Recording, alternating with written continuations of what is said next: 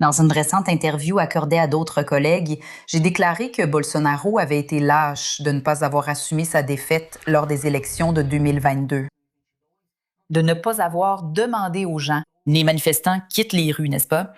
Ces personnes protestaient contre les élections, contre le résultat des élections qui a donné la victoire à Lula et ont fini par envahir les bâtiments publics et ont été condamnés pour tentative de coup d'État dans le pays. Selon vous, les événements du 8 janvier se sont-ils produits à cause de Jair Bolsonaro? Le mot lâche que j'ai utilisé était un mauvais choix, je n'aurais pas dû employer ce mot, parce que je ne peux pas traiter de lâche le seul homme qui a affronté le système. Et la seule Je regrette le mot palatritique. Ce moment-là a été crucial, les gens étaient devant les portes des casernes, ils étaient dans les rues, croyant que quelque chose allait se passer. Oui, il y avait beaucoup de mauvaises personnes, oui, sur ce fameux tic-tac, l'heure, puis ils prenaient une photo du président et la mettaient. Ils utilisaient le président Bolsonaro pour alimenter l'espoir que les forces armées allaient prendre le contrôle du Brésil à ce moment-là. Des mauvaises personnes avec des bonnes personnes aussi, mais tout le monde se disait bolsonariste. Ouais, mais se dire bolsonariste, c'est facile, non? Le ministre Flavio Dino a ordonné que la Chambre et le Sénat doivent considérer comme nuls les éventuels amendements proposés par les présidents de parti et les anciens parlementaires. Le juge de la Cour suprême fédérale ordonne également la sanction de tout non-respect de cette règle.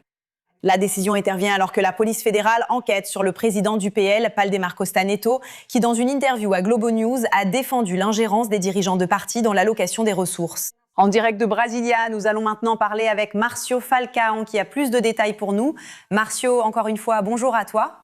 Salut Nara, bonjour à toi, bonjour à tous. Cette enquête de la police fédérale a commencé, comme tu l'as dit, à partir des déclarations du président du PL ici sur Globo News. En insistant là-dessus, en reconnaissant qu'il y avait une ingérence de dirigeants de parti dans la désignation des amendements parlementaires. Qui sont ces fonds indiqués par les députés et sénateurs dans le budget pour leurs bastions électoraux? Dans le sillage des propos de Valdemar, des indices sont émergés selon lesquels l'ancien député et ex-président de la Chambre, Eduardo Cunha, du parti Republicanos, faisait également des recommandations d'amendements parlementaires. Le ministre Flavio Dino a ordonné en juillet la suspension et le blocage de 119 millions de reais appartenant à Valdemar et 6 millions de reais à Eduardo Cunha. Le ministre Flavio Dino a également ordonné à 21 partis politiques d'expliquer à la Cour suprême s'il existait une quelconque disposition interne au sein des partis concernant ces quotas parlementaires pour les dirigeants de partis. 19 partis ont répondu à la Cour suprême et ont déclaré qu'il n'existait aucune disposition de ce type pour des indications faites par des présidents de partis. Nous allons maintenant voir à l'écran des extraits de la décision d'aujourd'hui du ministre Flavio Dino lorsqu'il ordonne la notification des présidents de la Chambre, Hugo Motta, et aussi du Sénat, David Alcolombre, afin qu'ils informent les services techniques du Congrès que tout acte, tableau, document, communication, feuille de calcul, note officielle ou demande visant à attribuer à un président de parti politique ou à un ancien parlementaire la paternité, la titularité ou le pouvoir de désignation sur un amendement parlementaire doit être considéré comme entaché de nullité absolue. Selon le ministre, ces indications ou demandes ne peuvent servir de fondement à la réalisation d'actes administratifs destinés à l'exécution des dépenses publiques.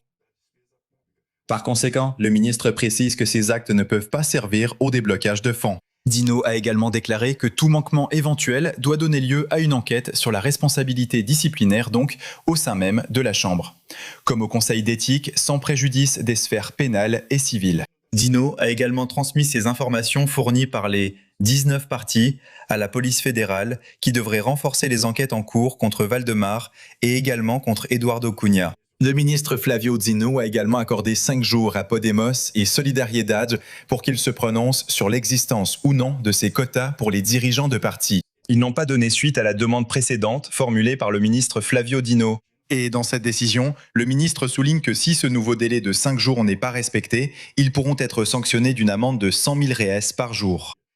Le président du PL, Valdemar Costa Neto, a déclaré à la Cour suprême qu'il ne faisait que des suggestions concernant les amendements et que le parlementaire pouvait ou non suivre ses recommandations. L'ancien député Eduardo Cunha a nié avoir proposé des amendements parlementaires.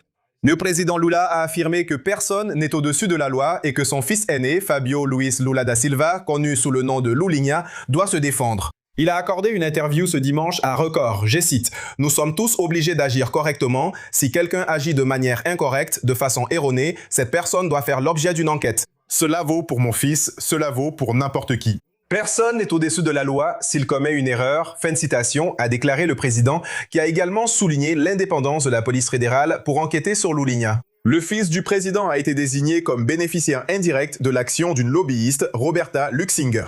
Elle a agi pour rechercher des contacts politiques afin de faciliter la vente de médicaments auprès du gouvernement fédéral. Lula a également déclaré, je cite, « Je ne suis pas un président qui essaie d'empêcher une enquête. Je ne menace pas de renvoyer un ministre. Je ne menace pas de punir un commissaire. Il faut enquêter. Et tout le monde a le droit de prouver s'il est innocent ou non. Si cela arrive, ils seront pardonnés. » Fin de citation. C'est l'une des stratégies du PT pour souligner l'indépendance de la police fédérale. Lula a déclaré que si quelqu'un commet une erreur et que cette erreur cause des préjudices aux caisses publiques, ces personnes devront payer. Mon fils le sait, s'il commet une erreur, il sera jugé, il sera puni, il sera innocenté. Mais il doit prouver son innocence. C'est ce qu'a dit le président Lula. Rappelons qu'il y a eu des divulgations d'informations. D'ailleurs, le ministre Mendonça, cette semaine, a demandé une enquête sur la fuite sélective d'informations concernant l'affaire Fabio Luis.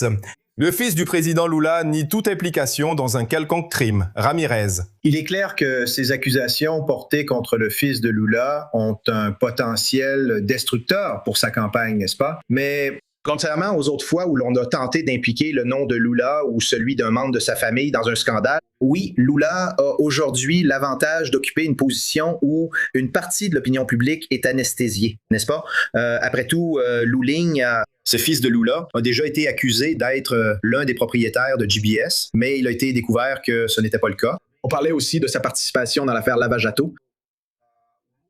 Lula avait aussi déjà été accusé dans l'affaire du Mensalão. Donc, d'une certaine manière, une partie de l'opinion publique sera difficilement touchée par ce genre d'informations.